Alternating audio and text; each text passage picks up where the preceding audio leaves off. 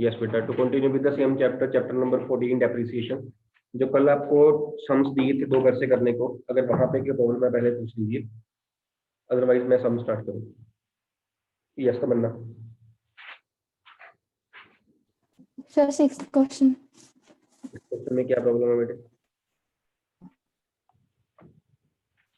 6th problem क्या है मतलब? सर मशीनरी अकाउंट नहीं बन रहा था। हाँ, वो तो मशीनरी नहीं बना होगा बेटा, पूछे मशीनरी क्या था। किस पॉइंट पे प्रॉब्लम आ रही सर है? वही नहीं हुआ। सेल नहीं निकल रहा या बैलेंस नहीं निकल रहा है? क्या नहीं निकला? आपका आंसर क्या नहीं आया? लॉस का नहीं आया है या बैलेंस का नहीं आया तमन्ना?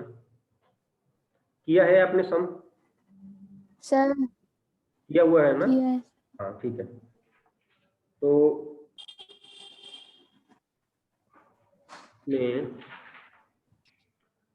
तमन्ना देखना बच्चे, पहले साल ओके। मिस्त्री का बैलेंस जो है M1 का आ रहा है 237,500 और M2 का आ रहा है 97,500 है इतना। Yes sir. ठीक है, ये मीन फर्स्ट ईयर आपका ओके है ना? फर्स्ट ईयर में 2 मशीनरीज परचेज यस। की है ना हमने। सेकेंड ईयर में कोई और परचेज नहीं है, एसेट्स को डेप्रिशिएट करके जो M1 का बैलेंस आ रहा है that is 2,25,000 and M2 is 92,500 है सर। Yes sir. ठीक है, ये कितने साल का पूछा है? 4 साल का, 4 ईयर। थर्ड ईयर में एक परचेज है 2 लाख की और एक सेल भी है। जो सेल की है, सेल करने से पहले आपने तमन्ना उसको डेप्रिशिएट किया बाय ₹6250। एसेट सोल्ड को नो डेप्रिशिएट, सर। हाँ डेप्रिशिएट करना है। डेट ऑफ सेल क्या है? डेट ऑफ सेल इज 1 अक्टूबर। 1 अक्टूबर 17 और वो इस साल कब स्टार्ट हो रहा है? 1 अप्रैल 17 को। इसका मतलब क्या हुआ कि हम 6 मंथ्स एसेट यूज करके उसके बाद डेप्रिशिएट कर रहे हैं। तो पहले एसेट को हम 6 मंथ्स के लिए डेप्रिशिएट करेंगे। 5 लाख का 2.5 लाख का 5% और 6 मंथ्स, वो आपकी आएगी डेप्रिसिएशन 6250। उसको फिर हम सेल करेंगे, सेल प्राइस गिवन है आपका 1,43,000। फिर हम लॉस निकालेंगे, फिर आपका लॉस भी आ जाएगा। ठीक है तो वरना, ओके। और इसके बाद इस यस सर। डेट को उसने एक और परचेज भी कर ली, which means at the end of third year after selling 1 asset still the business has 2 assets, 2 machineries M2 and M3। ठीक है, और यहाँ तक 3 साल कंप्लीट हो रहे हैं। कीप इन माइंड आपने 1 साल और बनाना है, उसने 4 साल पूछे हुए हैं। चौथे साल में आपने सिर्फ डेप्रिशिएट ही करना है एसेट को। ठीक है, तो जो मिस्टेक ओके आपने सर। करी है वो यही है कि आपने सेल से पहले एसेट को डेप्रिशिएट नहीं किया। एसेट यूज हुई थी 6 मंथ्स के लिए। तो मैंने दोबारा करना बेटा, ये करके मेरे को फिर बताना। ठीक है, ओके सर। ठीक है बेटा, थैंक यू। और की प्रॉब्लम किसी को? चलिए आगे करें सम। जो पॉइंट आपको करवा रहा हूँ, वैसे हमने पॉइंट ये कल कर लिया था, मैं स्टिल इसको हल्का सा रिपीट कर रहा हूँ, हल्का सा रिपीट कर रहा हूँ। है वही पॉइंट लेकिन सम में प्रेजेंट किसी और तरीके से किया हुआ। a company whose sum number 9 is there, sum number 9, a company whose accounting year is a financial year, इसका मीनिंग क्या है? उसने क्लियर ही कर दिया वैसे। हाँ जी, April to March, April to March company year follow कर रही है। अगर ना लिखा होता फिर क्या होता? 31 मार्च करते ना। ठीक है, अगर ना लिखा होता फिर भी 31 मार्च पे। whose accounting year is a financial year purchased on 1st July 2015 machinery costing ₹30,000। उसका ईयर फाइनेंशियल ईयर है, मींस अप्रैल टू मार्च वाला है। तो मार्च में इट मींस कि हम बैलेंस निकालेंगे 31 मार्च को, 31 मार्च को ही हम ईयरली डेप्रिशिएट करेंगे एसेट को। इसका मतलब ये होता है। ठीक है, और अगर ना भी लिखा होता सपोज, जैसे उसने कहा 31 मार्च ही होती, because it is financial year which we take. Otherwise अगर कहा गया कैलेंडर ईयर है फिर हम 31 दिसंबर कर लेंगे उसको, उस केस में जब कहा गया हो। machinery costing ₹30,000. It purchased further machinery on 1st January 2016 costing ₹20,000 and on 1st October 2016 costing ₹10,000। इसको हम उसमें ले लें जो हम चार्ट सा कल बना रहे थे, जैसे करके purchase sale and date visible है?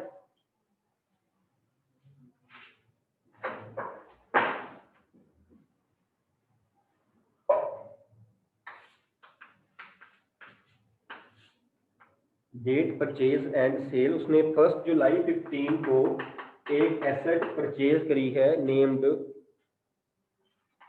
M1 for ₹30,000. It purchased further machinery on 1st January 16 M2 for ₹20,000 and on 1st October 16 M3 for ₹10,000. Then he says on 1st April 17, 1/4/17, 1/3 of the machinery, 1/3 means full machinery नहीं, 1/3 of the machinery installed on 1st July 15, इस machinery की वो बात कर रहा है, installed on 1st July 15 became obsolete and was sold for 3,000, sale value 3,000. अब उसने क्या किया, इसने M1 का 1/3 सेल किया है. हमने ये कल भी बात करी थी. हम क्या करेंगे, हम इसको ही दो पार्ट्स में कर लेंगे. इसको हम M1 लिखेंगे, अब इसको हम M1 10,000 लिख देंगे, M2 20,000. की जो एसेट परचेज की थी ना टोटल, जिसे हम M1 कह रहे थे, उसका जो सोल्ड पोर्शन है उसको M1 कर लेंगे, बाकी के पोर्शन को M2 कर लेंगे. इट मीन ये M3 हो जाएगा और ये M4 हो जाएगा. तो हम कहेंगे जी M1 उसने सेल कर दी.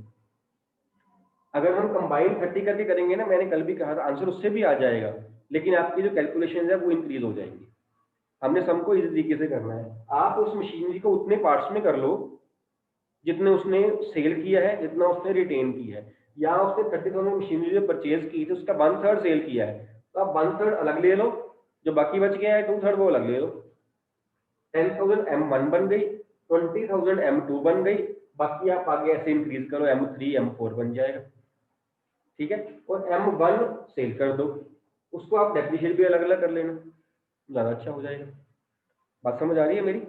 ठीक. And further he says show how machinery account would appear in the books of the company, it being given that machinery was depreciated by fixed installment method at 10% per annum. What would be the value of machinery as on 1st April 2018? So 10% rate of depreciation is there on fixed installment method, and he says what will be the value of machinery on 1st April 18, which means we have to prepare the books of accounts up to 31st March 18, because 31st March 18 is equal to 1st April 18. ठीक है, तो 31st March 18 तक है. Start कहाँ से हो रहा है? पहला साल है 1/7/15 से लेकर 31st March 16 तक. हम स्टार्ट यहाँ से हो रहा है. पहले साल कब एंड होगा? ये 31st March 16. अगला साल 1/4/16 से लेकर 31st March 17, देन 1/4/17 से लेकर 31st March 18, ये बनेंगे. उसने कब की डेट पूछी है हमसे? 1st April 18, नहीं 31st March 18. तो ये 3 साल का जो हमारा है वो अकाउंट बनेगा. ये वाली परचेज किस साल में आ रही है? इसमें purchase M1 and 2, because combined purchase की थी. 1/1/16 वाली परचेज M3 की किस साल में आ रही है? 1/1/16. 16 ही है ना, फर्स्ट में ही आ रही है ना, 1/1/16. 3 भी यहीं पे आ गई. 1/10/16 M4 परचेज कहाँ आ रही है? सेकंड में. 1/10/16 इसमें आ रहा है परचेज 4. 1/4/17 कहाँ आ रहा है? थर्ड में, सेल 1. आपकी समरी आ गई है आपके पास. Now no need to see the book again and sum again, क्या लिखा हुआ था, क्या करना है. हमने सम की सारी समरी एक जगह उतार ली. अगर आपको हेल्पफुल है आप कर लीजिए, अगर नहीं हेल्पफुल है तो आप इसके बिना कर लीजिए, कोई प्रॉब्लम नहीं है. ये करना जरूरी नहीं है, ये करना ऑप्शनल है. इसको जरूर 1-8 मिनट लगेगा. मेरे को समझाना पड़ा है, 2-3 मिनट लगे हैं. जब आप करोगे आपको 1 मिनट लग जाएगा, but that 1 minute will not be wastage, other that 1 minute will be investment. आप देखना, आपने 1 मिनट लगा दिया, सम आपके हाथ में है सारा. ये आप 1 मिनट नहीं लगाओगे, आपको सम बार बार पढ़ना पड़ेगा. क्या पूछा हुआ था, रेट कहाँ दिया है, किस साल में. तो very easily we can commit a mistake here कि आप ये वाले साल को यहाँ ले लो, ये वाले साल को आप यहाँ ले लो, कहीं भी ले सकते हैं हम. Specially in that case when the company is following financial year. क्योंकि वो मार्च अप्रैल टू मार्च वाला है ना, 15 भी आ रहा है 16 भी आ रहा है। अब 16 यहाँ भी आ रहा है यहाँ भी आ रहा है, 3 मंथ्स यहाँ आ रहे हैं 9 मंथ्स यहाँ आ रहे हैं, 17 3 मंथ्स यहाँ आ रहे हैं 9 यहाँ आ रहे हैं, तो गलती होने चांसेस बढ़ जाते हैं। Specially in case of financial year if the company is following, आप इसको बना सकते हो। आप नहीं बनाओगे कोई प्रॉब्लम नहीं है, आप बना दोगे, मार्क्स मत एक्सपेक्ट करना, ये मार्क्स के लिए नहीं, मार्क्स आपको मशीनरी का अकाउंट के मिलने हैं जो पूछा हुआ है। आई होप आई एम क्लियर। कर लोगे सम, हो जाएगा जैसे हमने कल किया था सेम वैसे सम है ये, क्योंकि मैंने समरी आपको दे दी है इसकी। ऐसे ही सम नंबर 10 है आपका, कि सेज ऑन 1 जुलाई 15। यहाँ डाउट है किसी को तो पूछ लीजिए बेटा। पिछले जी बिल्कुल बिल्कुल अलग अलग इसीलिए करने का फायदा था ना, अगर हम कंबाइंड लगा लें फिर कैलकुलेशन फिर वही होगी, है ना। एसेट को हमने अलग अलग ले लिया, डेप्रिसिएशन हम कंबाइंड लगा दें सपोज, तो फर्क क्या पड़ा, फिर माइनस करने के लिए फिर कैलकुलेट करनी पड़ेगी।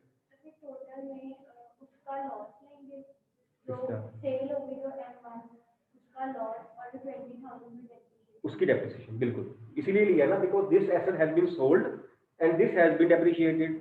जो हमारे पास रह जाएगी इस साल में उसको एट द एंड 31 मार्च 18 को डेप्रिशिएट कर देंगे, इसको हम पहले सेल कर चुके होंगे, इसीलिए लिया है ना। और ये वाला जो पॉइंट है जो मैं बात कर रहा हूँ ना अलग अलग लेने का, जब हम सेकंड मेथड स्टार्ट करेंगे आपको लेना ही पड़ेगा, you don't have any choice कि आप इसको अलग अलग ना लो, लेना ही पड़ेगा।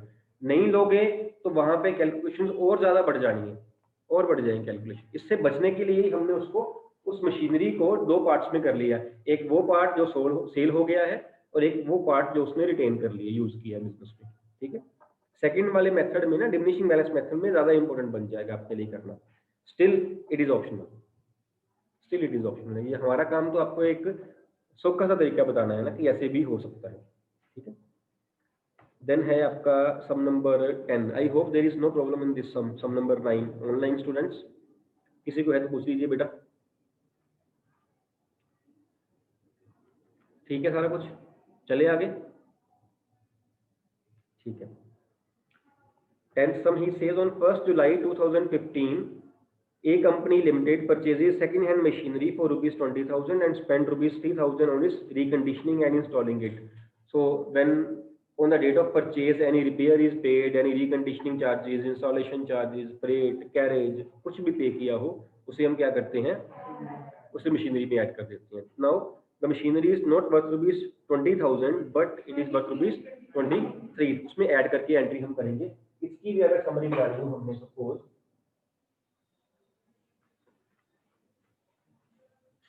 सम नंबर 10 की,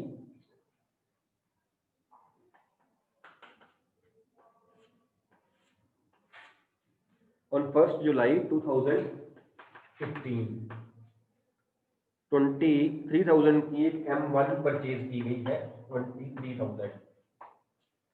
then he says on 1st Jan 16 the firm purchases new machinery worth rupees 12,000। on 1st Jan 16 M2 12,000, ये भी क्लियर है, परचेज की हुई है।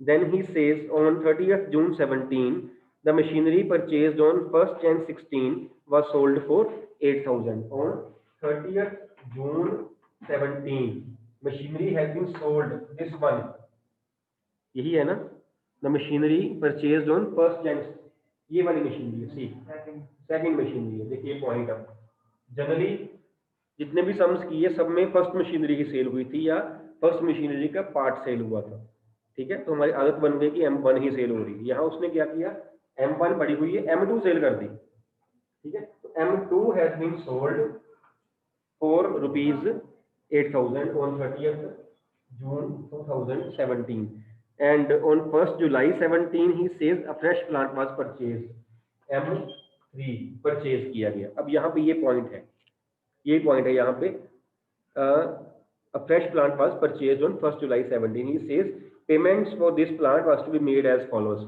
date of purchase क्या है, 1st July 17। पेमेंट कैसे करिए, कहता on 1st July 17 5,000 इमीडिएटली, जिसे हम डाउन पेमेंट कह देते हैं, 5,000 पे की है।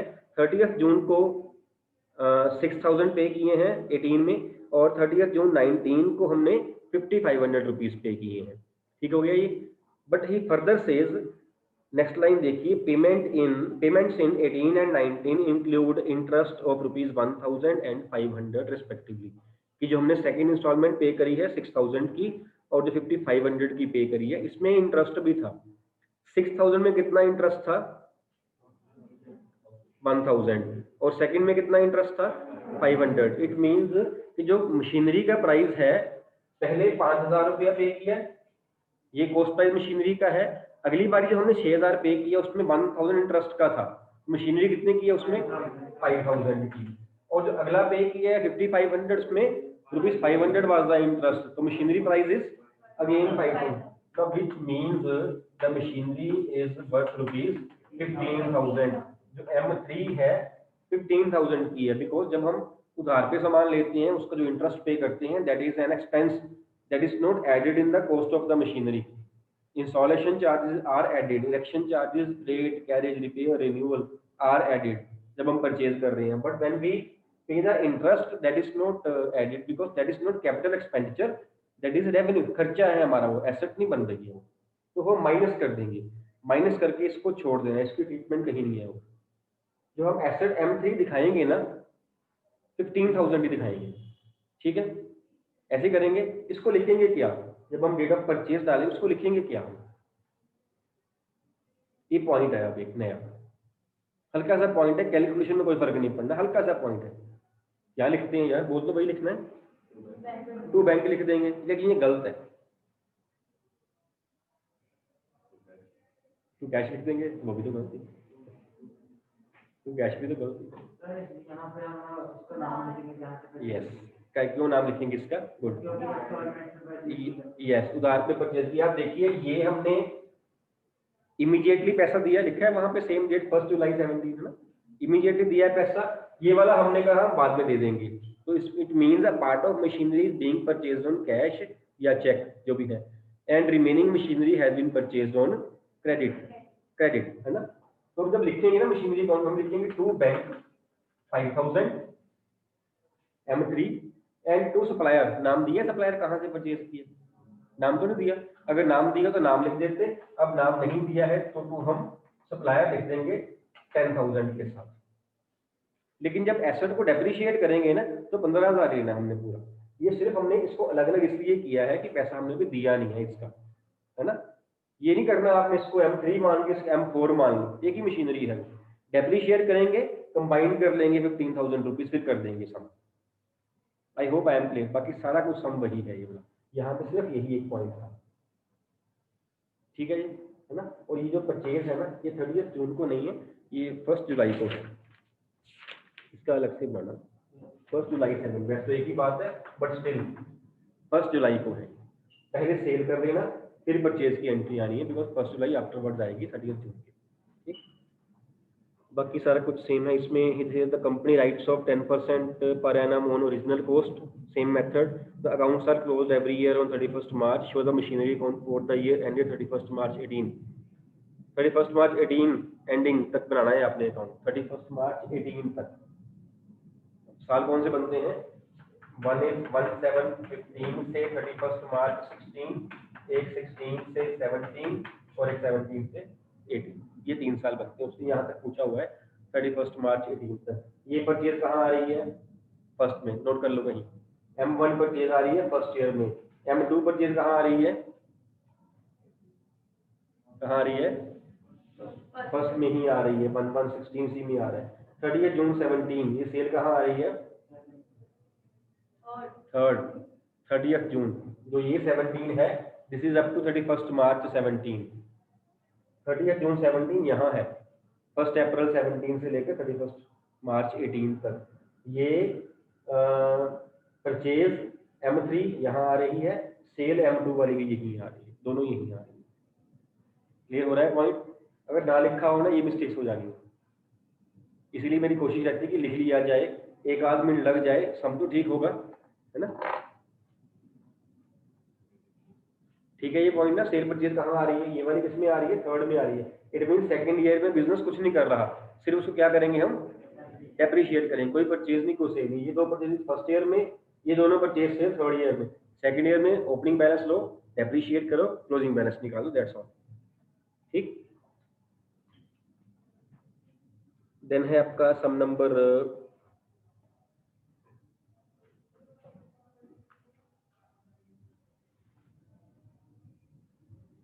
11th में भी एक छोटा सा पॉइंट है। पॉइंट है डजंट मीन डिफिकल्ट है, पॉइंट है कि हम डिस्कस करने वाला है हमारा। जैसे यहाँ पॉइंट था, कर लिया, हो गया, है ना। डिफिकल्ट नहीं है, लेकिन अलग सा जरूर है कि अगर आपको ना बताया जाए तो जब आप सम करो कहीं आप छोड़ी मत देना कि ये क्या हो रहा है।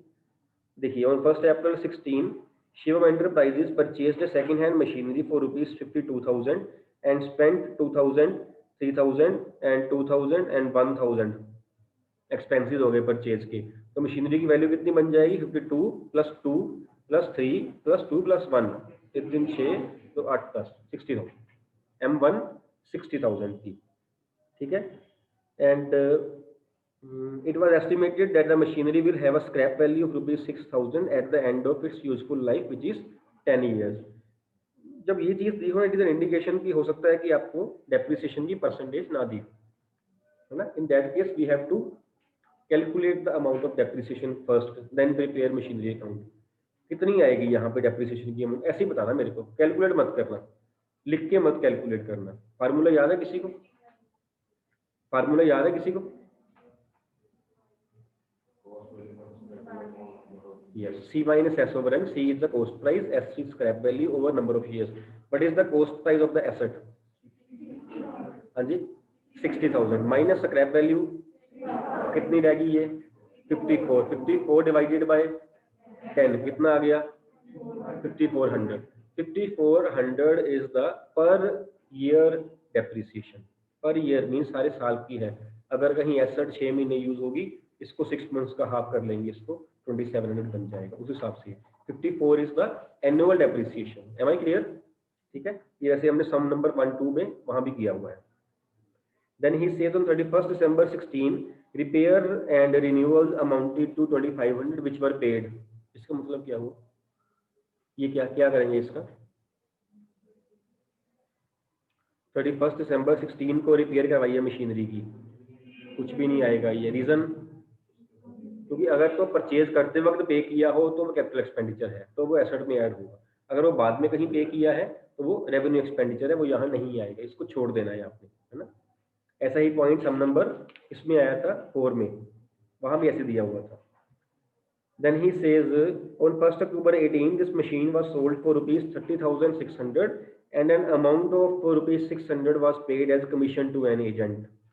ये पॉइंट है यहाँ पे, हमने एसेट को सेल कर दिया फॉर रुपीज 30,600 और 600 रुपीज हमने कमीशन पे करी, जिसके थ्रू हमने एसेट को सेल किया था। हमें कितने पैसे मिले? 30। हम कहेंगे sale price 30,000, machinery sold for rupees 30,000। 600 को सेल प्राइस में से माइनस करके चलना है। Asset sale price is not 30,600, it is 30,000, है ना, क्योंकि जब कमीशन दी है तो हमारा एक्सपेंस हो गया, हमें उतना कैश कम मिला है। 30,000 सेल प्राइस दिया जाएगा। Then he says calculate the amount of annual depreciation, ये हमने कर लिया है 5400। Rate of depreciation second formula लगेगा, वो क्या होता है? वो क्या होता है second formula rate of depreciation calculate करने का? R is equal to D upon C into 100। D is depreciation, C is cost price, D upon C into 100। D was कितना कैलकुलेट किया हमने? 5400 ओवर 60,000 इंटू 100, 9%। ठीक है, 5400 तो कैलकुलेट करिए first step में, ओवर कॉस्ट प्राइस 60,000 इंटू 100, 9%। आपका इसका आंसर आ जाएगा, सेकंड आंसर हो गया। He says also prepare the machinery account for first 3 years, assuming that the firm follows the financial year for accounting। 3 years का बनाना है आपने। ईयर स्टार्ट हो रहा है आपका 1st April 16 से। फर्स्ट ईयर कौन सा बनेगा? 1st April 16 to 17, second 17 18, third 18 19। ये 3 साल का है और बुक्स अकाउंट बिकॉज उसने कही दिया है कि वो आपकी क्लोज हो रही है 31 मार्च को, फाइनेंशियल ईयर भी हो जाएगा सम ये वाला भी। ठीक है। अब एक आपके जो नेक्स्ट वाला है 12 और 13 विद जीएसटी। डर गए? डर लग रहा है? क्या लग रहा है? वेरी गुड, ऑनेस्ट है तो बोले। अब मैं डर उतारता हूँ आपका। जीएसटी जो है ना, डेप्रिसिएशन में एसेट अकाउंट को इफेक्ट नहीं करेगा। अब सूखे सूखे से सहा आ रहे, शुक्र है नहीं करेगा, क्योंकि जीएसटी कैलकुलेशन बहुत लंबी लंबी थी ना। अब क्यों नहीं करेगा? ये नहीं कि लगाना नहीं है, इसका मतलब ये नहीं कि लगाना नहीं, लगाना तो है, लेकिन अकाउंट में इफेक्ट नहीं करेगा। मैं बता रहा हूँ क्यों इफेक्ट नहीं करेगा। Suppose a machinery has been purchased for rupees 1 lakh out of the state, outside the state, and GST is 10%, 12%, no 10 भी है नहीं, 12%. Give me the entry for this. Asset purchased machinery 1 lakh, GST rate is 12%, and the asset has been purchased from outside the state, outside Punjab. 1 2 इधर से भी हाथ खड़े कर सकते हो बेटा। 2.5 इन्हें कर तो रही है, फिर कर नहीं पा रही। 4 5 ऑनलाइन में कोई नहीं है? ऑनलाइन वालों आप भी उठो भाई। Asset purchased outside the state of Punjab, GST rate 12%। कितनी सिंपल एंट्री है, 2 बार एग्जाम दिए हैं आपने। यस बेटा, बिल्कुल ठीक है। एसेट अकाउंट डेबिट मींस यहाँ मशीनरी की बात हो रही है। Machinery account debit 1 lakh, input IGST debit rupees 12,000 to bank या टू कैश या टू सप्लायर, जो भी होगा। हम मान लेते हैं कि ये बैंक है, ठीक है ना। This is journal. जब इसको हम लेजर में डालेंगे, suppose we are opening machinery account, हम क्या लिखेंगे डेबिट साइड पे? To bank rupees 1 lakh. तो बैंक में डालेंगे हम by machinery by GST 1 lakh and 12,000। जो जीएसटी की पेमेंट है वो मशीनरी अकाउंट को इफेक्ट नहीं करेगी। हाँ, अगर एंट्रीज पूछी होंगी फिर ये आएगा। अगर हम लेजर अकाउंट की बात करें, मशीनरी अकाउंट की बात करें, मशीनरी में नहीं आएगा 1,12,000। मशीनरी में तो हमने बड़ा सिंपल सा एक वे किया था कि आप जिस अकाउंट के पोस्टिंग कर रहे हो ना, जिस अकाउंट की पोस्टिंग कर रहे हो उसकी वो साइड डाल दो, यहाँ डेबिट साइड। अकाउंट डालना है ऑपोजिट टू बैंक, अमाउंट डालनी है अपनी जिस अकाउंट की बात हो रही है। मशीनरी अकाउंट को डेबिट करना है 1 लाख के साथ, टू क्या लिखना है? टू बैंक, यही है ना। अकाउंट ऑपोजिट, अमाउंट उसकी अपनी जिस अकाउंट की हम बात करें यहाँ मशीनरी अकाउंट। तो जीएसटी हमारे स्कोप से बाहर हो गया। अगर हम एसेट अकाउंट बनाएंगे तो उस केस में एसेट में टू बैंक या टू सप्लायर करके अमाउंट ऑफ जीएसटी नहीं आएगी, because we are purchasing only machinery and we are entering only machinery account in machinery account. Am I clear to you बेटा? चल रहा है पता आपको भी ना, आप लोगों को? ठीक है, तो यहाँ पे 1 लाख ही आ जाएगा। जहाँ पे जीएसटी आए, एसेट अकाउंट में जीएसटी नहीं शो करना है, because that is not affecting. GST extra पैसा पे कर रहे हैं, एसेट की वैल्यू को इंक्रीज नहीं कर रहा, वो उतनी की। ठीक है, तो 1 लाख ही आ जाएगा। तो जो आपके अगले 2 सम्स है ना, सम नंबर 12 और 13 भी, वो भी ऐसे हो जाएंगे। आपने जीएसटी वहां से सिर्फ छोड़ना ही, बाकी सारे ही सेम है, हो जाएगा। तो इन सम्स में कोई पॉइंट भी नहीं, इन सम में कोई भी पॉइंट नहीं है। ठीक है, कर लोगे, चाहे परचेज पे आए चाहे सेल पे आए, उसको छोड़ देना है आपने। लो जी, आपका ये वाला मेथड जो है ये कंप्लीट है इससे आपका। और सेकंड मेथड जो है ना वो हम करेंगे अब नेक्स्ट।